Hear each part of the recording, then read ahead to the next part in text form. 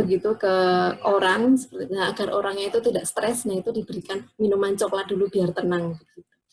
Seperti itu. Nah, bukti tentang pengolahan coklat itu ditemukan pertama kali di Amerika Tengah, kalau saya nggak salah. Nah, itu suku Maya, kurang lebih di tahun 500 sebelum Masehi. Dulu mereka sudah mengolah coklat itu menjadi minuman yang pahit. Jadi cuma biji kakao, kemudian ditumbuk, kemudian dibuat minuman tanpa penambahan gula sama sekali, sehingga disebut sebagai minuman yang pahit seperti itu.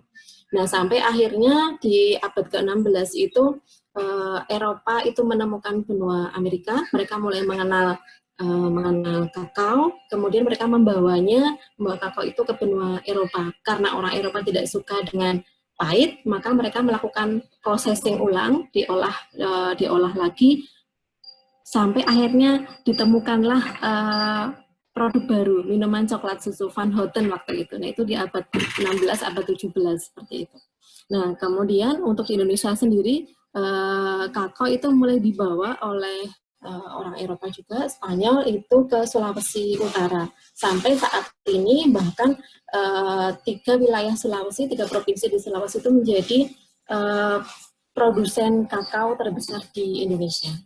Nah, kita lihat kakao di Indonesia, ternyata nggak main-main ya, Indonesia ini menjadi negara peringkat ketiga terbesar di dunia, bukan cuma ASEAN aja, tapi di dunia dia peringkat ketiga terbesar untuk produksi kakao setelah Pantai Gading dan Ghana. Kalau dilihat dari produksinya itu sekitar 0,76 juta ton per tahun, kemudian Pantai Gading yang paling tinggi itu 1,71 juta ton per tahun, dan Ghana 0,86 juta ton per tahun. Kalau di kawasan ASEAN sendiri tentu kakao Indonesia ini paling besar.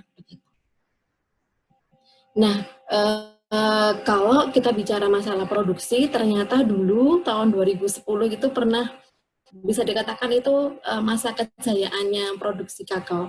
Pasca itu mulai mengalami penurunan, meskipun sejak tahun 2017 sampai sekarang itu sudah ada sedikit kenaikan.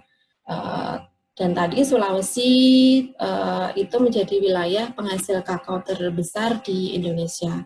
Kemudian untuk konsumsi coklat sendiri, kalau mau dibandingkan sama Belanda dan daerah Eropa, kita masih kalah jauh ya. Mereka ada yang sampai semacam budaya makan coklat itu semacam kebiasaan, sehari sekali atau mungkin bahkan dengan sehari 3 kali konsumsi coklatnya seperti itu. Nah, kita masih di bawah mereka kalau dalam hal konsumsi, dan lebih banyak Indonesia itu orang mengkonsumsi coklat itu dalam posisi instan, jadi udah ditambahkan sama gula, sama susu, tinggal diseduh pakai air jadi begitu. Sedangkan untuk dark coklat itu kita masih sangat sedikit sekali begitu. Lidahnya udah suka manis soalnya ya, jadi dikasih rasa apa biasanya agak menolak begitu. Nah, kemudian untuk nilai ekspor dan impor pun juga setiap tahunnya ada kenaikan dan penurunan. Ini sejak tahun 2017 memang sudah ada sedikit kenaikan. Oke, nah ini kalau kita bicara masalah kakao, sebenarnya bisa diolah jadi apa saja sih, seperti itu. Nah, buah kakao tadi sudah bisa dilihat ya, buah kakaonya itu sebenarnya coklatnya nanti kita hanya ambil dari biji kakaonya, sedangkan kulit buahnya, kemudian yang lebih besar kulit buahnya itu biasanya tidak digunakan.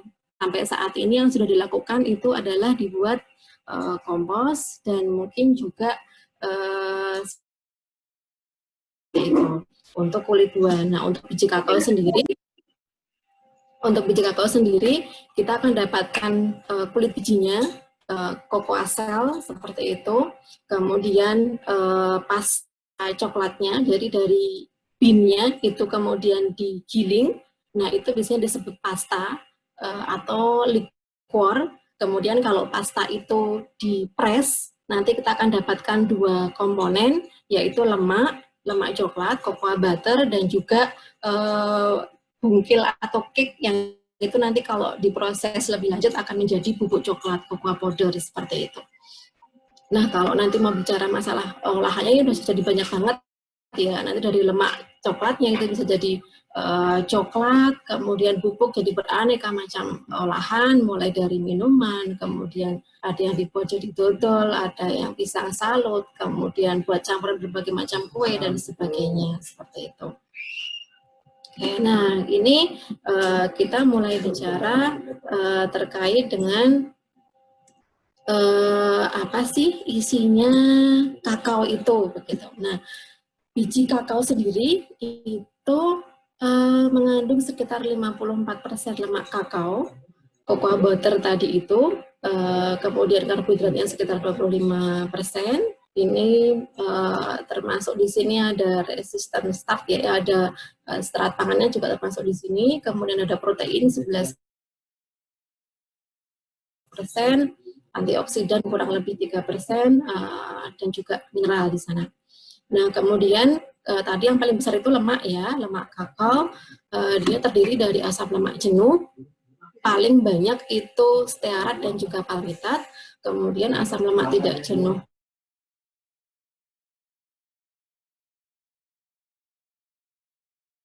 terus gimana ya buat kesehatan seperti itu. Nah, ini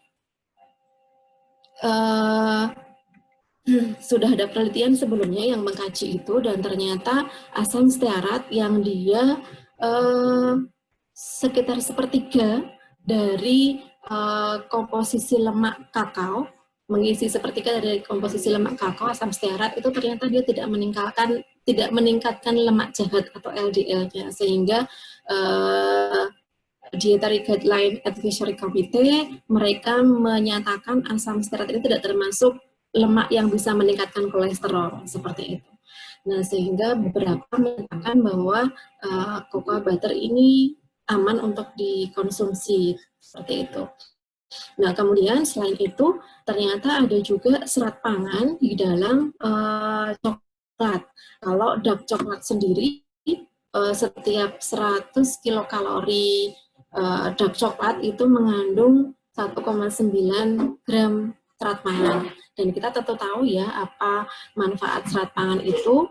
Jadi dengan adanya serat pangan itu, kalau dikonsumsi oleh kita, itu akan bisa memelihara berat badan, kemudian menurunkan resiko diabetes mellitus karena nanti pencernaannya akan lancar. Kemudian serat pangan itu biasanya dia akan menjadi prebiotik juga, sehingga nanti di saluran cerna bawah dia akan dikonsumsi, begitu ya, dimanfaatkan oleh bakteri baik, begitu, gut microbiota di dalam saluran cerna, sehingga itu bisa meningkatkan populasi bakteri baiknya dan menekan populasi bakteri jahatnya atau patogennya, gitu. Sehingga konsumsi pangan itu juga akan meningkatkan kesehatan saluran cerna.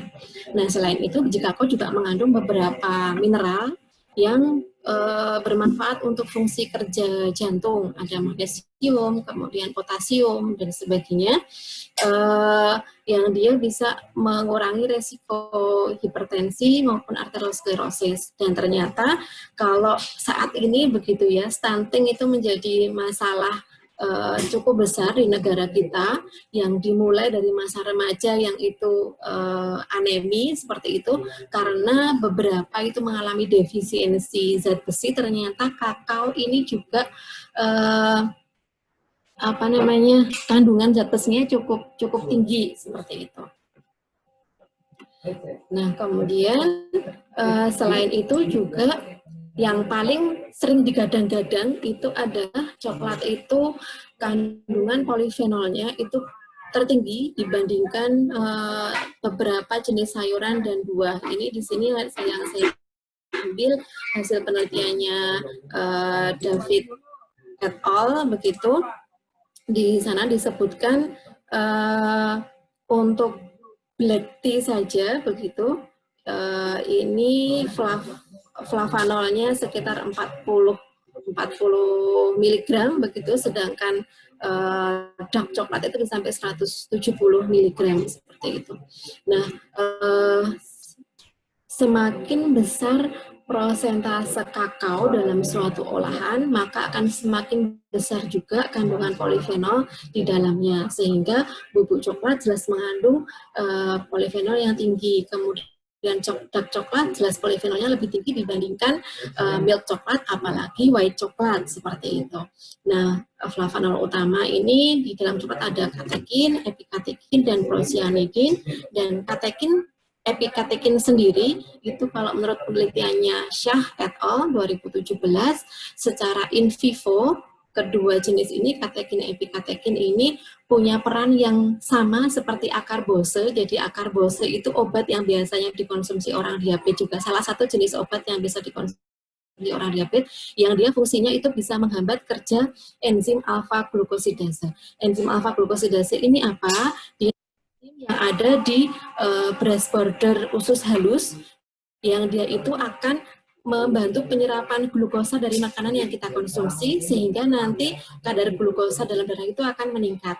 Nah, sehingga kalau enzim alfa glukosidase ini dihambat kerjanya, maka diharapkan nanti kenaikan kadar glukosa dalam darah itu akan bisa ditekan. Nah, ternyata katekin, epikatekin ini punya fungsi yang sama seperti akarbose, seperti itu. Selain itu juga epikatekin ini dia bisa meningkatkan sekresi insulin dan juga meregenerasi perbaikan sel beta pankreas. Kalau ada yang masih ingat, pankreas dia punya sel beta dan juga sel alfa, begitu ya. Sel beta ini dia yang produksi insulin. Insulin itu nanti yang akan menurunkan kadar glukosa dalam darah. Kalau yang sel alfa dia akan memproduksi glukagon ya, yang itu dia akan berfungsi untuk meningkatkan kadar glukosa dalam darah, seperti itu. Nah, ini adalah beberapa pengujian intervensi konsumsi coklat ke manusia sehat. Jadi ada responden, begitu mereka diminta untuk mengkonsumsi, ada yang dark coklat, ada yang white coklat selama 4 minggu, kemudian dilihat respon gula darahnya, kemudian insulinnya, seperti itu. Nah, ternyata ini untuk orang yang mengkonsumsi dark coklat itu glukosanya baik sebelum dan sesudah intervensi itu tidak ada perubahan, seperti itu. Sedangkan yang mengkonsumsi ini adalah kontrol ya, jadi coklat produk coklat kontrol, jadi bukan dark coklat, seperti itu. Ini justru glukosanya mengalami penurunan, seperti itu. Kemudian insulin untuk orang yang mengkonsumsi dark coklat dia mengalami kenaikan, seperti itu. Untuk yang mengkonsumsi kontrol dia juga mengalami penurunan, seperti itu. Nah, ini untuk orang yang sehat. Nah, untuk orang yang diabetes gimana? Ini hasil penelitiannya Arya tahun 2015, seperti itu. Ternyata orang yang mengkonsumsi dark coklat ini orang diabetes, seperti itu. Ini FBS ini fasting blood ya. Jadi tidak ada, dia mengalami penurunan ya, meskipun sedikit ya, dari 138 jadi 130, seperti itu. Kemudian insulinnya juga mengalami sedikit penurunan. HbA1c juga tidak terlalu banyak penurunannya ya, meskipun sedikit, seperti itu. Kemudian kolesterol tidak ada kenaikan ternyata, malah justru turun sedikit dengan konsumsi dark coklat. Jadi tidak ada kekhawatiran ketika mengkonsumsi dark coklat itu akan meningkatkan kolesterol, seperti itu. Nah, ini yang konsumsi white coklat. Untuk white coklat, orang yang konsumsi white coklat, gula darahnya gimana? Gula darahnya ternyata naik dari 134 jadi 138. Insulinnya gimana? Insulinnya juga ikut naik, seperti itu. HbA1c turun, kemudian kolesterolnya dia juga sedikit turun, seperti itu. Nah, ini konsumsi coklat pada penderita diabetes. Jadi kalau ke responden manusia, responden hewan coba itu memang hasilnya akan fluktuatif ya, tapi kita akan dapatkan trennya biasanya, seperti itu. Nah, itu tadi yang beberapa penelitian yang sudah dilakukan pendahulu, begitu, orang-orang sebelum kami. Nah, kami kemarin mencoba tidak hanya produksi dark coklat, tapi juga kita tambahkan probiotik. Nah, probiotik seperti apa yang kita tambahkan? Nah, kurang lebih dulu kita alasnya seperti ini. Jadi, sekarang ini orang diabetes itu bisa dikatakan umum ya, di sekitar kita itu, bahkan WHO sendiri itu mereka memprediksi DM tipe 2 di Indonesia itu akan meningkat secara signifikan, bahkan 2030 itu jumlahnya akan mencapai 21,3 juta jiwa, lebih besar daripada penderita COVID-19 saat ini, seperti itu. Nah, oleh karena itu, maka dari saat ini, kita perlu untuk melakukan pemilihan menu yang kita konsumsi. Tentu pangan fungsional yang dia akan membantu kesehatan tubuh kita, seperti itu. Nah, tadi kenapa kita pilih coklat? Tentu karena tinggi antioksidan dan juga serat pangan, dietary polifenol seperti itu, yang ini tadi dari hasil penelitian sebelumnya ya membantu fungsi kesehatan jantung, kemudian mempertahankan glukosa dalam darah dan sebagainya. Nah, kemudian probiotik sendiri tentu kita juga sudah sangat sering ya mendengar apa sih manfaat probiotik itu. Ternyata beberapa probiotik itu mereka juga membantu kesehatan saluran cerna, kemudian dengan saluran cernanya sehat, probiotiknya itu dia akan menghasilkan SCFA, short chain fatty acid, yang dengan adanya short chain fatty acid itu akan membantu juga menstabilkan glukosa dalam darah. Kemudian dengan probiotik tadi itu dikonsumsi, maka tentu nanti kesehatan saluran cerna itu dia juga akan lebih baik karena ada support probiotik, sehingga harapannya nanti bakteri patogen itu akan bisa ditekan lagi, seperti itu. Nah, oleh karena itu kita menggabungkan keduanya, kita substitusikan probiotik itu ke dalam coklat menjadi probiotik dark coklat.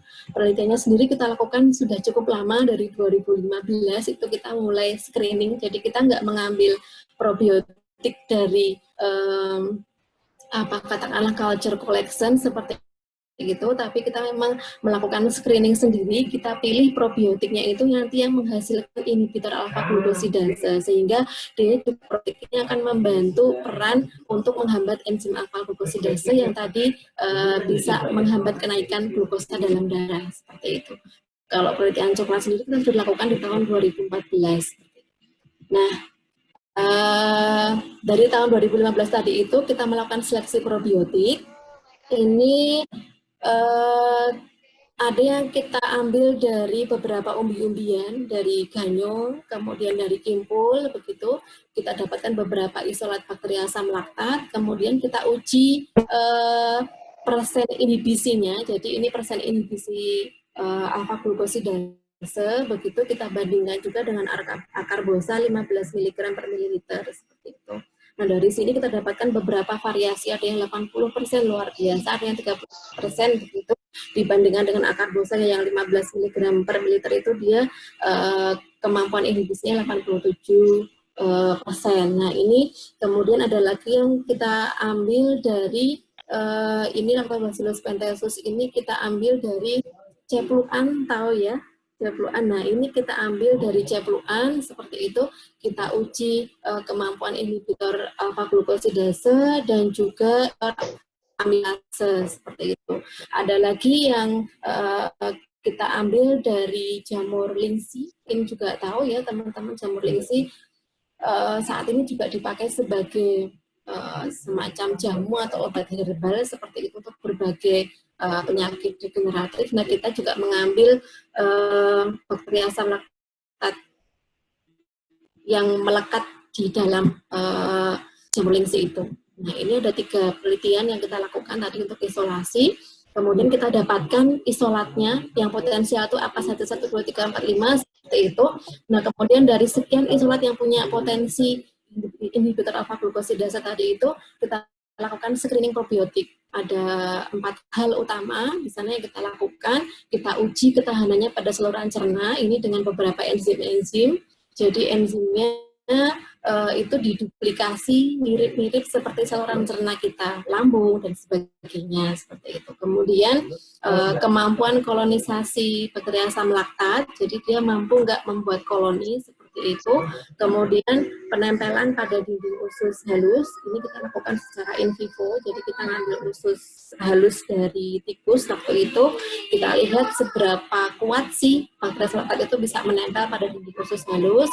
Kemudian selain itu kita juga uji kemampuannya menghasilkan antimikrobia, seperti antimikroba. Jadi harapannya si BAL tadi itu, pankreas laktat tadi itu probiotik, dia mampu menghasilkan antimikroba yang bisa menekan patogen, tapi tidak menghambat pertumbuhan probiotik lainnya. Harapannya seperti itu. Nah, setelah itu, setelah kita dapatkan probiotik yang punya kemampuan inhibitor alfa glukosidase, kemudian dia juga bisa menjadi probiotik dengan lolos screening, maka setelah itu kita lakukan enkapsulasi, karena kan bentuknya masih basah ya, masih berupa pelet seperti itu. Nah, kita harus buat bentuknya itu powder, agar nanti bisa dicampur ke dalam suatu produk. Nah, kita lakukan enkapsulasi, ada beberapa jenis waktu itu yang kita lakukan, kita mulai dari maltodextrin, kemudian gam arab, sodium alginat, dan lain sebagainya, ada yang di mix juga. Nah, setelah di enkapsulasi ini, kita uji lagi bagaimana kemampuan inhibitor alfa glukosidasenya, masih cukup bagus atau tidak. Oh, ternyata dia masih cukup bagus, masih ada di sekitar 80-90% seperti itu. Ini yang akhirnya kita pilih, probiotiknya kita gunakan itu Pediococcus longi, seperti itu. Oke, nah dari situ kemudian setelah dapat probiotiknya, maka kemudian kita formulasi ke dalam produk, kita buat dark coklat. Waktu itu kita buat 4 varian produk. Yang ini kita bedakan dari sumber gulanya. Jadi ada yang menggunakan gula pasir seperti biasa, ada yang menggunakan gula palm sugar, dan juga ada yang coconut sugar. Satu lagi itu gula diabetes seperti itu. Jadi ada 4 formula yang kita gunakan. Kemudian ternyata dari sana kita uji, beberapa pengujian kita lakukan. Ini saya tampilkan 2 yang mungkin tadi sempat kita bahas ya, antioksidan kapasitinya. Ini untuk produk coklat probiotik itu di 82,56%. Kita bandingkan dengan standarnya, kita gunakan BHT, butylated hydroxytoluene, seperti itu, di 86%, hampir bisa menyamai dengan standar. Kemudian untuk serat pangannya sendiri, dietary fiber, coklat probiotik itu dia mengandung 16% serat pangan, sedangkan standarnya ini kita mengacu ke Perka BPOM. Perka BPOM itu mengatakan bahwa suatu produk pangan itu dikatakan sebagai sumber serat ketika mengandung 3% serat pangan, dan dikatakan sebagai kaya atau tinggi serat ketika mengandung 6% serat pangan dalam 100 gram bahannya ya. Nah, sehingga produk probiotik dark coklat ini bisa dikatakan sebagai produk yang tinggi dietary fiber, seperti itu. Karena ini cukup tinggi, 16% dibandingkan dengan 6%, seperti itu. Nah, ini kita juga sudah daftarkan patennya untuk produk ini dengan nomor paten sekian, seperti itu. Nah, ini kita dapat produknya sudah, tapi kita belum bisa mengklaim nih, baru bisa mengatakan bahwa dia tinggi serat. Apa nih yang kelebihannya, seperti itu. Nah, kita lakukan pengujian ke hewan coba, kita gunakan tikus yang kita buat diabetes dengan diinduksi streptozotocin dan nikotinamid, itu. Kemudian perlakuannya kita lakukan selama 14 hari, pengujiannya mulai dari ditimbang berat badannya, tekanan darahnya, glukosa darah, kolesterol, dan sebagainya. Dan di akhir kita lakukan pembedahan dengan mengambil 3 organ, pankreas, ginjal, dan hati, seperti itu. Nah, karena ini ujinya menggunakan hewan coba, maka jangan sampai lupa untuk mendaftarkan ethical clearance-nya, karena kalau berhubungan dengan makhluk hidup itu maka harus mendapatkan persetujuan apakah penelitian ini nanti dia layak dilakukan kepada hewan coba, kepada makhluk hidup, seperti itu. Nanti ada tim yang menguji. Ini waktu itu kita ajukan ke Fakultas Kedokteran di UGM. Nah, hasilnya seperti apa? Hasilnya seperti ini. Ini tikusnya dulu masih sehat ya. Kita ambil tikus yang belum dibuat diabetes ini. Nah, ternyata hasilnya Ini kondisi sebelum dibuat diabetes, kemudian setelah dibuat diabetes disuntik STZNA tadi itu gula darahnya itu mulai dari 400 sampai 600 mg per desiliter. Ini kondisi awal. Kemudian kita berikan ada yang tikus normal, ini yang tanpa diberikan apapun, tidak dibuat diabetes, cuma diberikan pakan normal. Gula darahnya stabil, ini kondisinya di sekitaran 100-110 seperti itu. Untuk tikus yang DM gimana? Tikus yang DM itu dari dia posisi 400-an miligram per desiliter naik terus gula darahnya sampai hari ke-14. Kemudian yang dikasih akarbose obat ini ya. Nah, dia dari kondisi 400-an mengalami penurunan begitu sampai di hari ke-14 itu masih di posisi 200. Kemudian yang kita berikan coklat probiotik ini yang hijau paling tinggi sebenarnya kasihan ini. Dia posisinya ada di 500-an hampir 600 mg per desiliter waktu itu glukosa darahnya, tapi dia turunnya cukup drastis. Di hari ke-14 dia sudah hampir sama seperti tikus normal, jadi ada di posisi 110-an miligram per desiliter. Kemudian kita gunakan juga dark coklat komersil tanpa probiotik, ini dulu yang kita gunakan. Nah, dia juga mengalami penurunan, tapi masih posisinya masih ada di atas akarbose seperti itu. Ini dari sisi glukosa darah. Kemudian kita lihat juga kolesterolnya. Nah, ternyata tikus tadi itu yang normal, ini kolesterolnya ada sedikit peningkatan. Kemudian juga untuk tikus yang diberikan konsumsi dark coklat komersil, ini juga kolesterolnya sedikit mengalami kenaikan. Tapi untuk tikus yang diberikan akarbose dan juga diberikan probiotik dark coklat, ini kolesterolnya menurun cukup besar seperti itu. Nah, selain itu juga sebenarnya dari sisi berat badan untuk tikus yang normal itu berat badannya sekitar 10% penambahannya. Tikus yang dikasih probiotik dark coklat itu juga nambahnya sekitar 10%. Yang dikasih akarbose nambah berat badannya itu sekitar 8%. Yang dikasih dark coklat komersil itu juga sekitar 8%. Yang diabetes tentu saja semakin kurus seperti itu, tidak semakin berat ya. Nah, itu tadi hasilnya ke hewan coba, hasilnya cukup bagus. Maka kita lanjutkan ujinya itu ke manusia sehat ini untuk mengetahui indeks glikemik produk.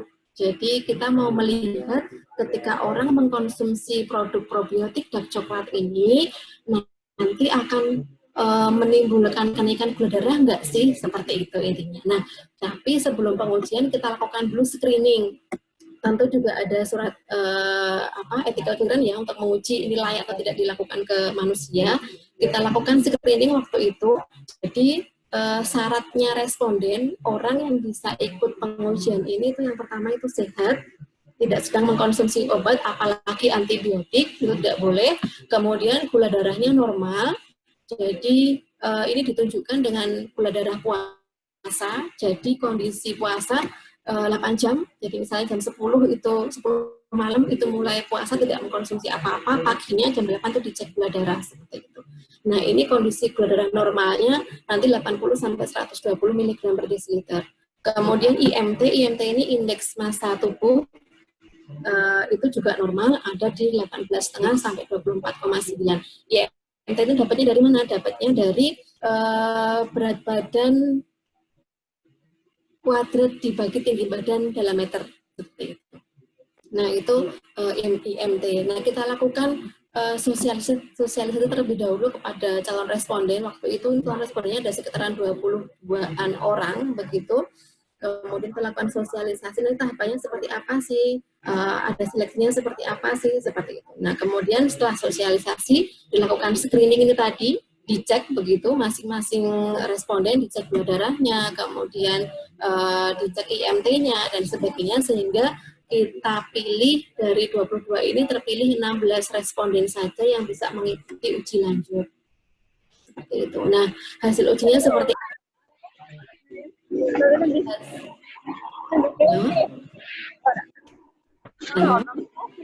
Oke, saya lanjut ya. Hasil ujinya ini kita bandingkan antara glukosa darah respon ketika